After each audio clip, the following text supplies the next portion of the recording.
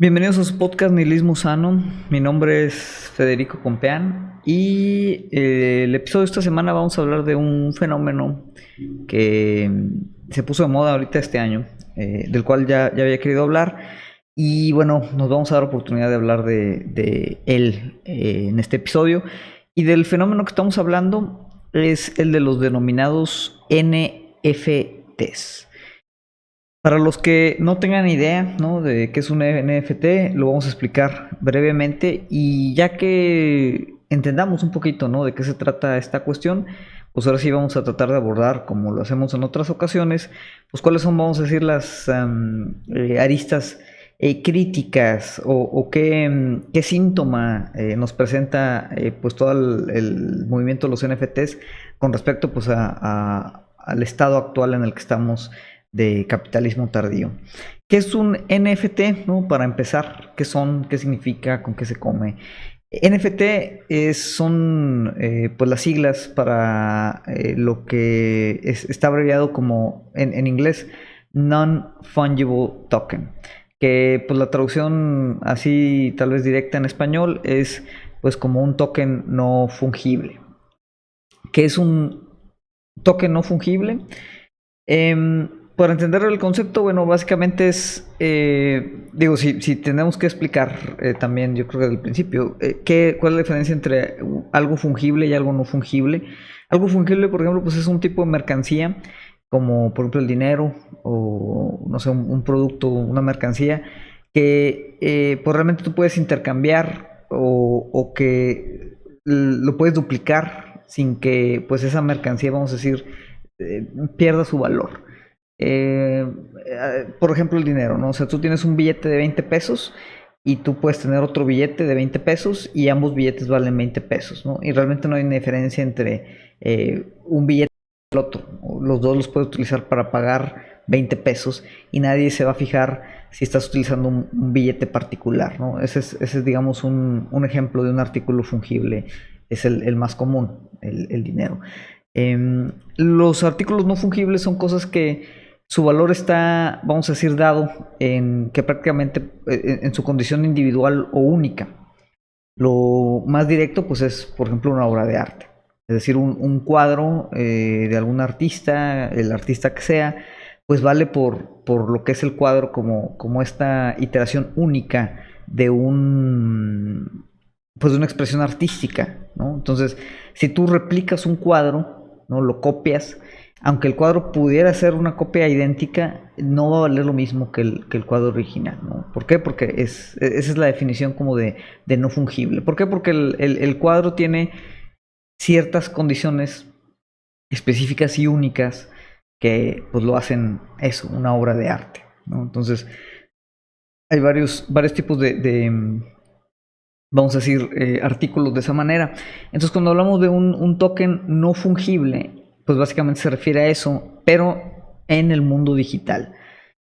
Para los que estén familiarizados, por ejemplo, con todo el tema de las criptomonedas, también que ya lleva algún tiempo siendo popular, pues las criptomonedas, digamos, son un artículo fungible digital. Y ahora los NFTs es un artículo no fungible digital. Ambos utilizan o están basados, por ejemplo, en la misma tecnología, que es la tecnología de blockchain. El blockchain básicamente pues es como una especie, vamos a decir, de registro digital que es imposible, vamos a decir, alterar o modificar, y va guardando pues todos estos registros, por ejemplo, de quién, a quién le pertenece pues ciertos bienes digitales. Entonces, el NFT básicamente es una forma en la que un bien digital, puede ser un video, puede ser una imagen, puede ser un GIF animado, puede ser un archivo de música digital. Tú lo que haces al transformarlo en NFT es que registras, vamos a decir, como un certificado de autenticidad y de originalidad de ese archivo digital. De forma que tu archivo igual puede ser duplicado, puede ser copiado, puede ser compartido, pero solo existe en blockchain solamente un registro que a ti te, vamos a decir, atribuye la propiedad ¿no? Sí, la propiedad intelectual sobre ese archivo digital. Sé que se escucha raro porque digo, realmente está raro, pero pues digo, a ponerlo de una manera es básicamente pues eso, como un certificado de autenticidad que tú emites o compras y que te da esa, que va ligado, ¿no? Pues otra vez a ese bien digital, que puede ser otra vez una imagen, un archivo, un video, lo que sea, ¿no? ¿Qué significa ser dueño de un registro digital? Ahí es donde está yo creo que el meollo de todo este asunto.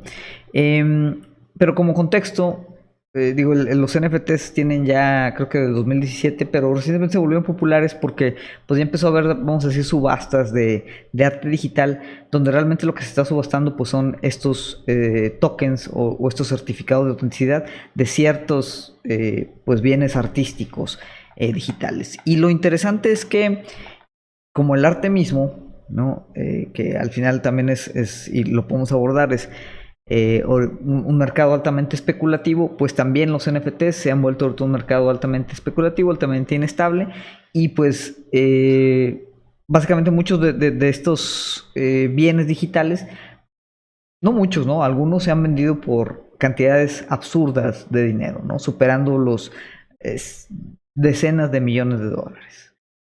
Por ejemplo, creo que Grimes, ¿no? Quien no conozca a Grimes, la artista, pues es la esposa también de Elon Musk, hizo un NFT de la animación del Nyan Cat. Para los que tengan ya tiempo en internet, pues recordarán el Nyan Cat, pues como este meme de este gatito pixeleado, ¿no? Que está como que tiene cuerpo de una Pop Tart y va caminando y dejando un destello de arco iris y tiene una cancioncita ahí pegajosa, etcétera, etcétera, ¿no? Entonces, ese está ahí, ¿no? Tú puedes ver el video, tú puedes buscarlo en YouTube, tú puedes bajar el GIF del Nyan Cat y tenerlo compartido en tu celular. Está ahí, ¿no? Y no requiere que tú pagues para ello. Sin embargo, Grimes hizo ese GIF, lo hizo un NFT, es decir, le generó a través del blockchain como un certificado que indica pues que esa pieza, ¿no? de GIF tiene ya una liga de autenticidad, vamos a decir, y ese certificado pues lo vendió ella por, no sé, $400,000. Podrá decir, bueno, pues no es tanto, pero pues es eso, ¿no? O sea, son $400,000 con los que se adquirió una cosa que tú puedes adquirir gratis. Entonces, esa sería la gran pregunta, ¿no? O la pregunta que muchos de ustedes tal vez se podrían hacer. ¿Por qué si yo puedo, o sea, básicamente si alguien dice, oye, aquí está mi NFT, es una obra de arte, está chingón? Obviamente el NFT existe solo en la parte digital. Yo creo que esto es bien importante entenderlo. Porque de otra manera pues podemos confundir, o sea, no es como un cuadro que dice, bueno, está bien, entendemos que también es un proceso medio extraño, pero vamos a decir que podemos entender o ya está más naturalizado tal vez el entender por qué una obra de arte física vale tanto dinero, ¿no? Y esa es una obra de arte única y existe en el espacio y existe en el tiempo y existe en la materialidad y la puedes tú colgar en tu cuarto, en tu sala, en tu casa y hacer lo que tú quieras con ella, pero físicamente existe, ¿no? Como un cuadro único. Y un cuadro que existe únicamente en el entorno digital, ¿no? Que es un archivo digital, una serie de bits prácticamente pues arreglados de cierta manera, pues no solo existe en la virtualidad, ¿no? Sin embargo, el NFT, el transformarlo tú en un NFT hace que pues le otorgues un cierto certificado que en esa virtualidad pues se vuelve casi como si fuera un objeto físico, pero permanece siendo digital. Entonces, eso es lo extraño, o sea, ¿por qué alguien pagaría tanto dinero por algo que existe solamente en el mundo digital y que realmente otra vez el pagar ese dinero para tú apropiar o ser dueño de esa obra digital no significa que ese archivo digital no se pueda compartir o nadie lo pueda ver o nadie lo pueda utilizar más que tú, ¿no? O sea, no te da derecho de exclusividad sobre el archivo. El archivo yo creo que puede, vamos a decir, intercambiarse en internet pues de las mismas múltiples maneras en las que se hace y obviamente tú ni cuenta te vas a dar. Lo único es que tú tienes ese certificado de autenticidad guardado en este registro del blockchain que te atribuye, vamos a decir, como el dueño oficial de ese bien digital. Entonces, básicamente es como jugar a, a las propiedades, a los bienes en el Internet, ¿no? O sea, jugar hay, a crear, básicamente, ¿no? Como esta propiedad, como este enclosure digital de ciertos elementos, ¿no? Entonces, esto obviamente tiene varias, no sé si llamarles contradicciones, ¿no? O varias cosas que pues llaman la atención y que al menos yo pienso, nos deberían de obligar a cuestionar un poquito de dónde surge esto, ¿no? ¿Cuál es el objetivo? ¿Qué es lo que representan? ¿Y cómo se determina realmente o por qué pueden valuarse en tanto dinero? ¿Y qué dice eso otra vez del entorno social en el que actualmente estamos ubicados, ¿no?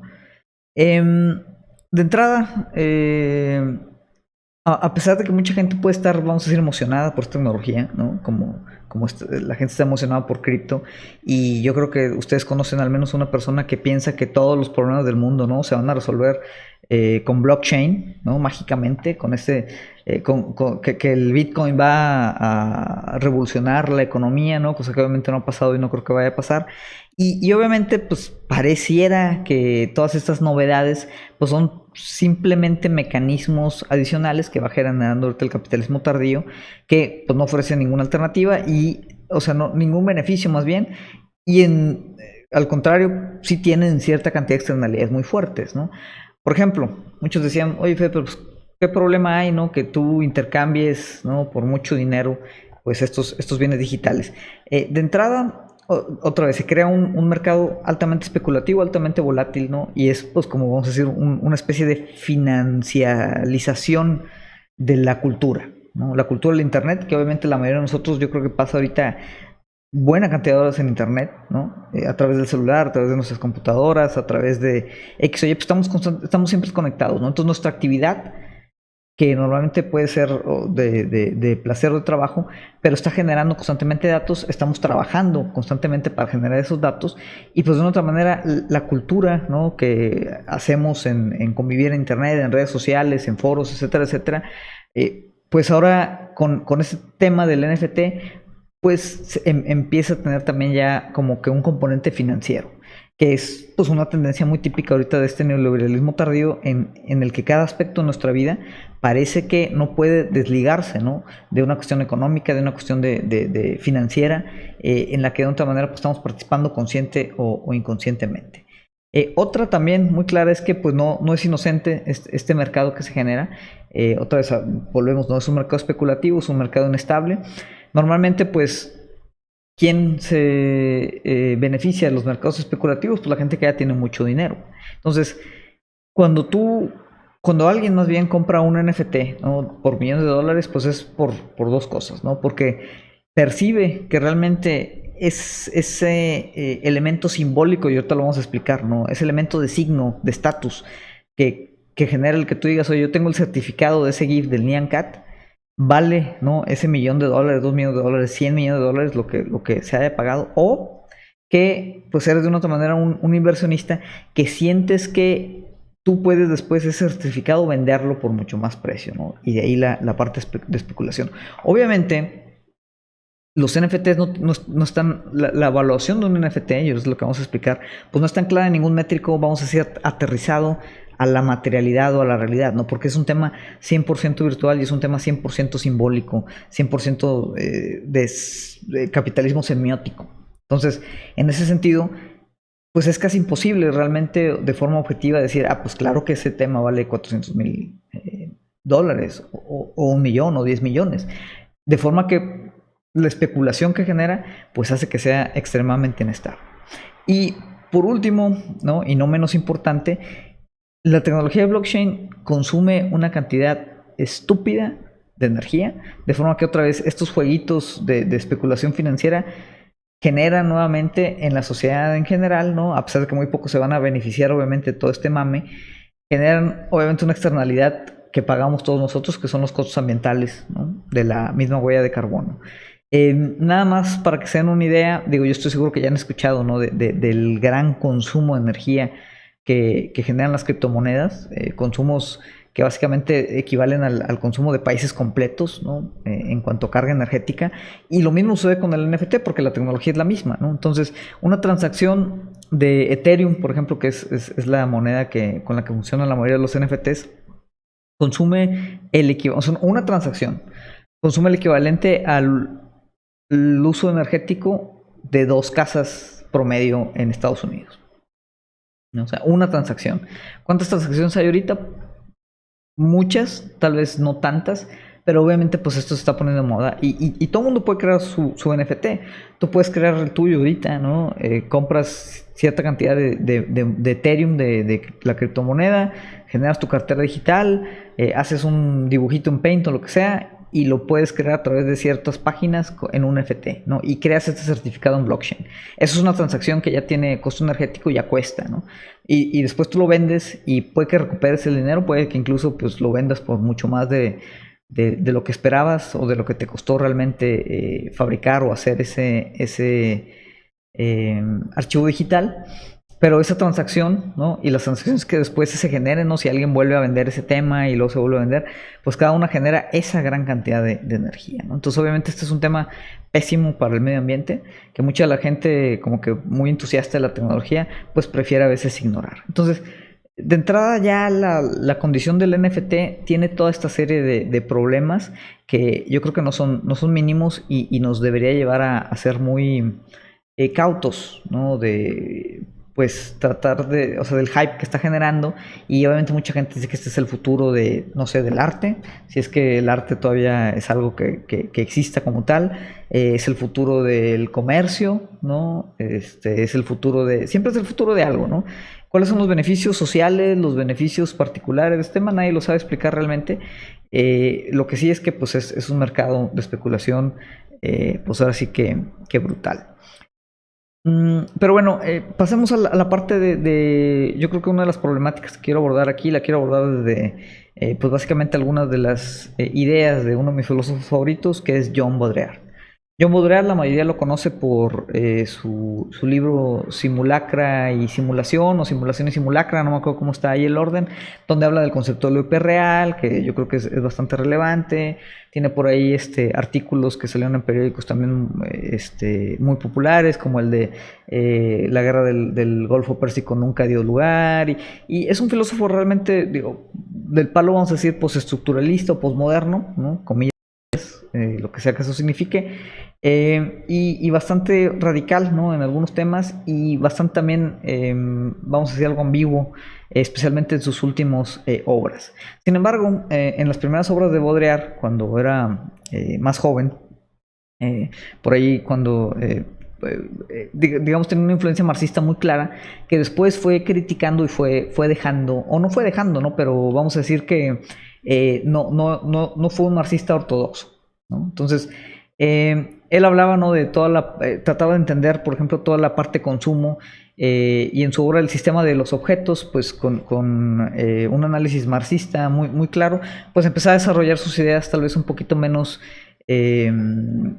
místicas, no místicas, menos extrañas de las que tal vez en sus últimas obras o sus últimos libros pues es reconocido por.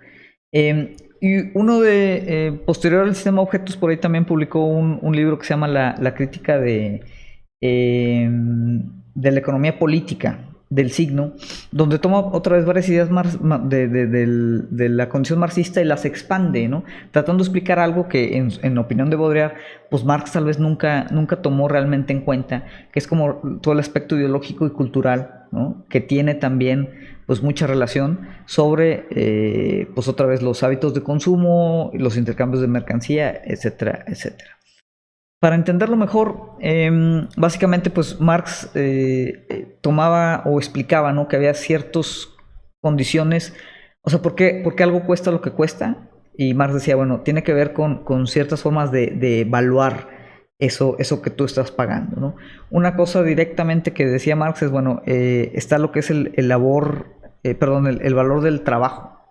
Es decir, ¿por qué algo cuesta más que otra cosa? Porque tal vez requiere más tiempo, más mano de obra, requiere más trabajo hacer, ¿no? O sea, si yo ahorita tomo un pedazo de madera, ¿no? Y me pongo a hacer una escultura de madera y me tardo X cantidad de tiempo, ¿no?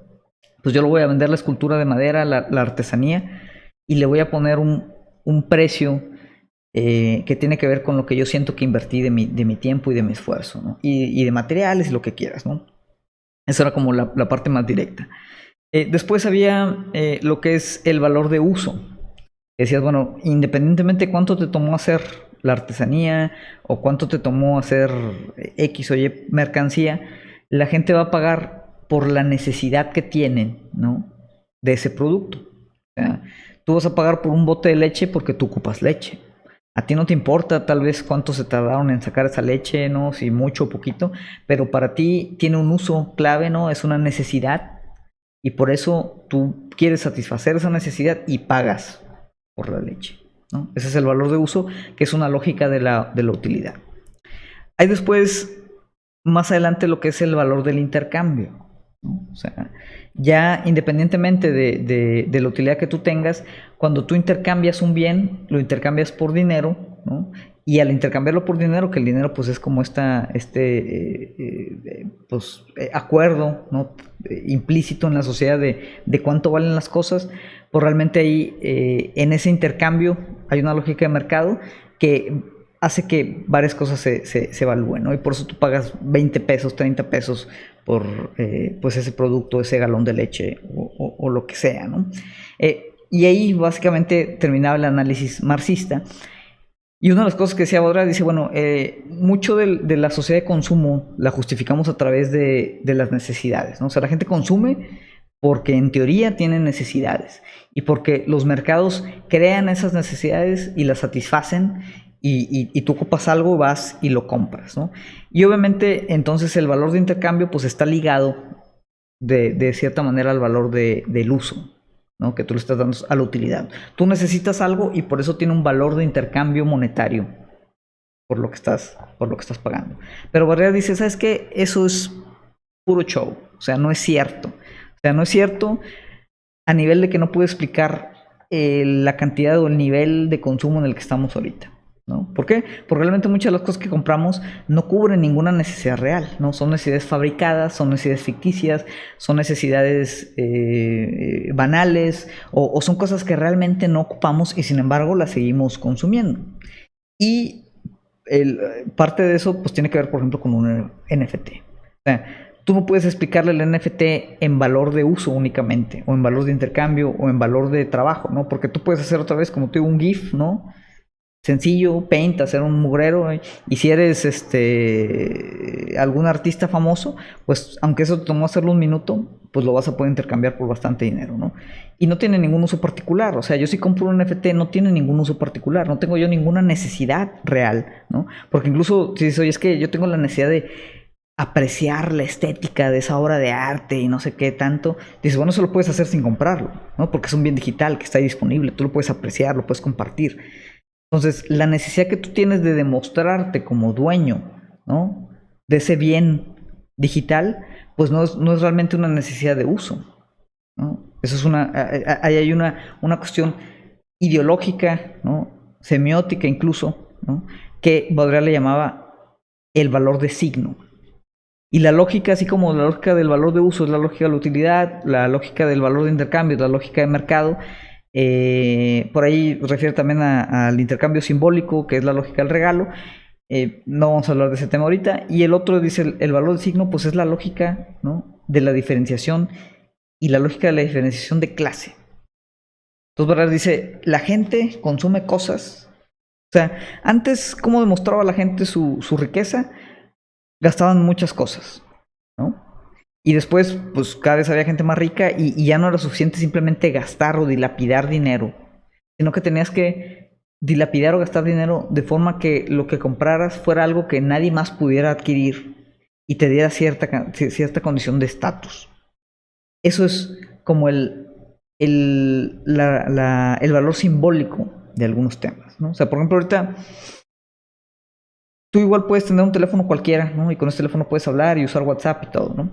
Pero si tienes el último teléfono, el teléfono más chingón, en teoría, ¿no? El más nuevo, pues estás no solo dando a conocer, ¿no?, que puedes pagar por ese teléfono, sino que estás generando ahí un símbolo de tu estatus, ¿no? Un signo de tu estatus. Entonces el teléfono, Apple o lo que sea, ¿no? Por ejemplo, las computadoras Mac históricamente han sido más caras siempre, a pesar de que no siempre han sido mejores. Y ese premium, vamos a decir, que tú estás gastando ahí es por el estatus que te genera la marca. Y dices, güey, yo soy un pinche artista, güey, por eso tengo una Mac. Como eres un vato aburrido, cuadrado, ¿no? Pobre, tú tienes una PC, ¿no? Una HP o una Olivetti o algo así, ¿no? Entonces, eso es lo que Baudrillard le llama el valor del signo. Y él empieza a argumentar entonces que el consumo, pues, es una función social, ¿no? No es una función individual para satisfacer las necesidades, eso es puro pedo. O sea, realmente el consumo es una función social para posicionarme, ¿no?, dentro de cierta lógica de clase, una lógica de signos y diferenciación. Entonces yo me quiero diferenciar, ¿no? Que eso es algo, por ejemplo, que nosotros los regiomontanos novedosos, pues siempre estamos buscando esa diferenciación, ¿no? Ir a los restaurantes a los que nadie va, no tengamos que reservar, ir al antro que no dejan pasar a toda la gente, consumir la botella que no todo el mundo le alcanza a consumir, ¿no? Entonces todo eso son lógicas de signo, ¿no? Lógicas de diferenciación que tienen que ver otra vez con la parte ideológica de la clase. Entonces, en ese sentido, el NFT, pues es como el punto último, ¿no?, de esta lógica de signos, de este consumo semiótico, simbólico, y lo que representa, ¿no? Porque realmente el certificado de propiedad de algo que no tiene valor, pues en teoría no debería tener tampoco ningún valor, ¿no? O sea, aunque tú pagas por en teoría ser el propietario oficial o auténtico, ¿no?, estás pagando por ser el propietario oficial y auténtico de algo que todos pueden tener. Podríamos decir que el valor de un NFT es como circular. Es una relación al valor del signo mismo de poseer el NFT, ¿no? O sea, eso es lo que le da su valor. No hay ninguna referencia o ninguna ancla, ninguna lógica objetiva de esa valorización, sino siempre es una como infinita autorreferencia a la condición de valor misma dada por el símbolo mismo del NFT, ¿no? O sea, podríamos argumentar, ¿no?, en ese sentido que el NFT es un signo que ha tomado control absoluto, y ahí podremos también tomar la hiperrealidad de Baudrillard, ¿no? Es algo, ¿no?, que es más real que lo real mismo. Y ahí les doy un ejemplo. Por ahí estaba leyendo un artículo en donde se iba a poner en subasta un dibujo de Basquiat, ¿no? Este artista, no recuerdo su nacionalidad, para qué les miento. Y ese dibujo de Basquiat, ¿no?, lo van a subastar como un NFT, ¿no? Es decir, van a digitalizar el dibujo original, ¿no?, el dibujo físico, y el dibujo digitalizado, ¿no?, la copia digital, la van a transformar en un NFT que después van a meter en una subasta. Y alguien lo va a comprar por posiblemente muchos miles o millones de dólares.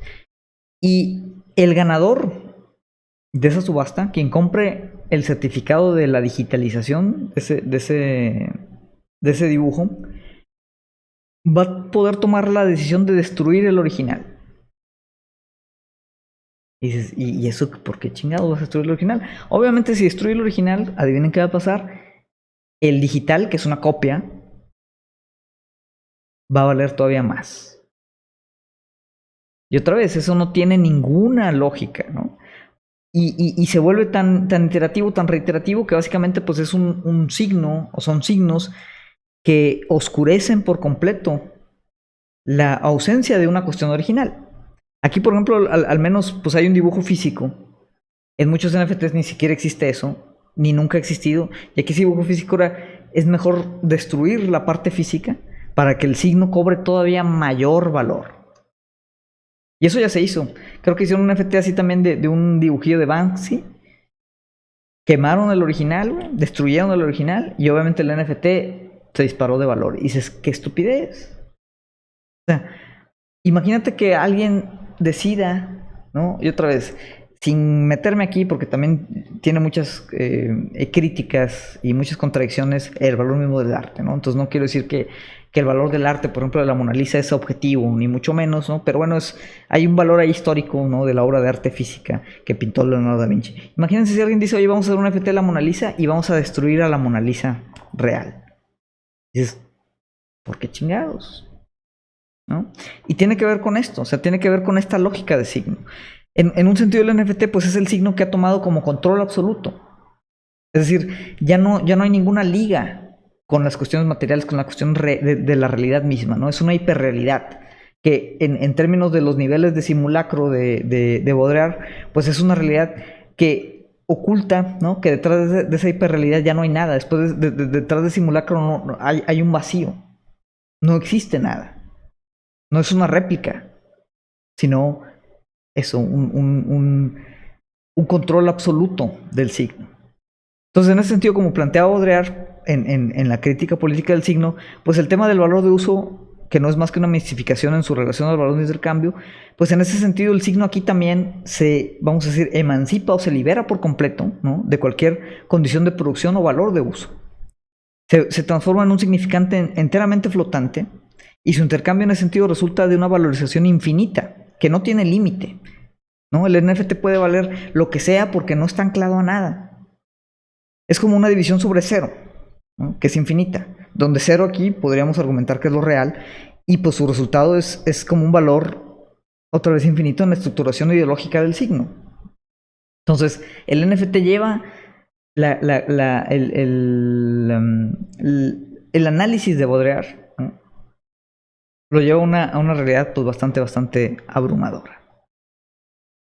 Obviamente aquí lo que se está generando con esto es, como en todo lo que ocupa el capitalismo para funcionar, ocupa generar constantemente pues este valor en exceso y cada vez hay menos maneras de hacerlo, ¿no? Que es parte de los límites mismos del capital. Entonces, la forma en la que se trata de hacer ahorita es pues con ese tipo de evaluaciones, ¿no? De especulaciones financieras, monetarias, que otra vez tienen un potencial infinito de valoración porque no están anclados a nada en temas de productividad, no están anclados en nada en temas de uso, de valor de uso, no están anclados en nada en temas de la condición de trabajo, ¿no? O sea, son valores ficticios que se crean solo mediante la lógica social del consumo, de un consumo especulativo a muy alto nivel. Y esto pues otra vez tiene todas esas contradicciones que decíamos, además de las externalidades, ¿no? Pues esta condición inevitable de no sé cómo decir, que se está haciendo financiera la cultura. Así como todo lo que gira en torno a nuestra vida, ¿no? Y como siempre, el capitalismo, pues ¿qué es lo que necesita hacer? Crear una escasez falsa. De forma que incluso en los medios, las cosas digitales, ¿no? Que es de lo poco que teóricamente es infinito, ¿no? O sea, tú puedes copiar y reproducir una canción 1000 veces, tú puedes copiar y reproducir una imagen 1000 veces, tú puedes compartir un video 1000 veces. Y ahora el capitalismo dice no. O sea, lo puedes hacer, pero vamos a crear una escasez falsa a través de esta gran tecnología de blockchain que pesa sobre el medio ambiente para que la gente siga especulando y pensando que son dueños de algo que es infinitamente reproducible. Entonces, esa es la lógica de la economía política del signo llevada a sus últimas consecuencias. Y aquí obviamente pues se entrelaza, ¿no? Toda la cuestión cultural, la cuestión otra vez social del consumo, la cuestión de la lógica de clase, la cuestión de la misma ideología hegemónica presente. Y de repente dices, ¿cuánta gente, cuántos recursos, cuántos elementos, cuánto dinero, que 90% es deuda como quieran, pero cuánto dinero se va a estar cambiando manos sin generar absolutamente ningún tipo de valor? Mientras que las condiciones realmente de necesidad ahí permanecen, ¿no? Y hay gente en situaciones bastante precarias, batallando, ¿no? Para sobrevivir, trabajando sobre elementos físicos reales que jamás van a poder participar de un mercado especulativo como este. ¿Y esto qué va a hacer? Simplemente que, pues eso, el dinero se siga generando de la nada, del signo, de la simulación, de la hiperrealidad. Entonces, esto es un tema yo creo que complejo y preocupante, ¿no? O sea, a mí sí me preocupa un poco. El arte, otra vez, históricamente ha sido siempre ya vehículo de especulación, vehículo para, pues otra vez, la gente muy, muy adinerada, pues básicamente estacionar su riqueza en cuestiones que no van a perder el valor. Y ya no hay manera objetiva, yo creo, desde hace muchos años o décadas incluso no ha habido manera objetiva de considerar qué es lo que vale una pieza de arte, ¿no? Había, por ejemplo, ahí una obra de Andy Warhol que eran unas cajas, ¿no? Creo que de jabón, que las ensambló, las puso ahí en una exhibición. Eran unas cajas de jabón que tú podías comprar en la tienda, ¿no? Y de repente, pues esas cajas de jabón se volvieron, o sea, simplemente porque las acomodó Andy Warhol, se volvieron una obra de arte millonaria. Y el cuate que diseñó las cajas de jabón dice, oye, güey, pues yo hice esa caja, ¿no? Y aquí está mi caja. Y yo no puedo vender mi caja por millones de dólares, ¿no? Pero mi caja sí la puedo vender a Andy Warhol por millones de dólares. ¿Por qué? Por la lógica política del siglo.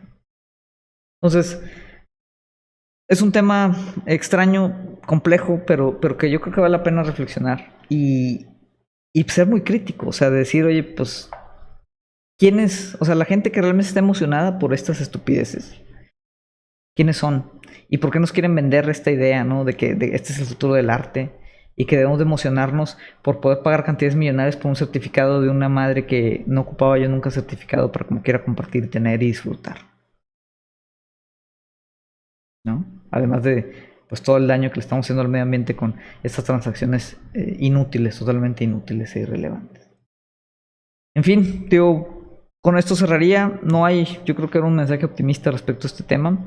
¿Qué podemos hacer al respecto? Digo, pues de entrada yo creo que no comprar NFTs, no comprar cripto. Hay que ser muy críticos, ¿no? De toda esa gente que piensa que va a solucionar el mundo con blockchain. Y, y pues otra vez, ¿no? Al final aquí estamos hablando de contradicciones, estamos hablando de sinsentidos, estamos hablando de desconexiones. Y otra vez yo entiendo, ¿no? Vivimos en una época extraña en la que la virtualidad se ha vuelto parte de nuestras vidas, es inevitable, es una extensión, pero no deja de ser virtualidad, ¿no? Y por más que encontremos valor en esa virtualidad, ¿no? De muchas maneras, no tiene nada que ver con pues, la materialidad actual en la que vivimos, ¿no? Física. Y hay que mantener, yo creo que esa diferenciación que poco a poco yo creo que se está perdiendo y puede ser peligroso, ¿no? Puede ser peligroso porque así como ahorita se está financializando, ¿no? La parte cultural del arte virtual, el día de mañana también va a haber formas o van a encontrar maneras de hacer mercados financieros de nuestras mismas interacciones virtuales, de nuestro mismo uso de redes sociales e incluso, ¿no? De nuestras condiciones como personas e identidad. Imagínense que vamos a poder nosotros como si fuéramos una corporación, así como las corporaciones son personas, ahora sí, como si nosotros fuéramos una corporación, una marca. Imagínense que podamos subastar financieramente certificados sobre nuestra identidad. Ahí dice, oye, güey, no, a este vato le está yendo con madre, güey, yo quiero 5% de su vida. Y se va a ir apreciando.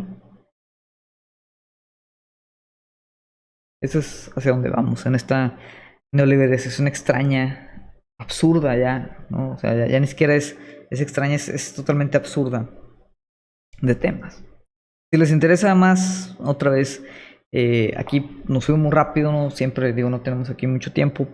Pero si quieren ir más a profundidad, otra vez les recomiendo mucho que lean a Baudrillard para entender este tipo de temas. Y les recomiendo el trabajo, temprano de Baudrillard, desde el sistema de los objetos y de la crítica de la política económica del siglo.